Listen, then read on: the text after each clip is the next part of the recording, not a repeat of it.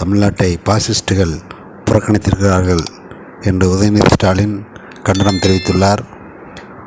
மத்திய இடைக்கால பட்ஜெட் குறித்து கருத்து தெரிவித்துள்ள அமைச்சர் உதயநிதி, தமிழ்நாட்டை பாசிஸ்டுகள் புறக்கணிக்கின்றன என்று கருத்து தெரிவித்துள்ளார். 2047 இந்தியாவை வல்லரசாக்குவோம் என்று கோரியுள்ள பாசிஸ்டுகள் மறுபடியும் மக்களுக்கு அல்வா கிண்டியுள்ளார்கள்.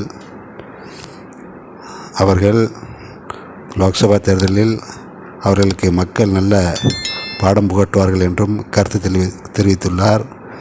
எவ்வளவுதான் மரியாதை கொடுத்தாலும் நிதி கொடுக்கவே மாட்டேன் என்று அடம்பிடிக்கும் மத்திய அரசை வன்மையாக கண்டிக்கிறேன் என்றும் அந்த பதிவில் குறிப்பிட்டுள்ளார். தமிழ்நாட்டை பாசிஸ்டுகள் புறக்கணிக்கின்றன.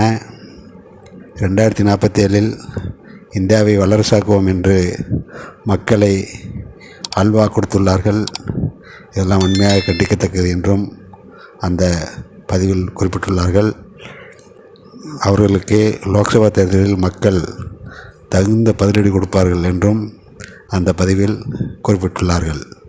நன்றி, வணக்கம்.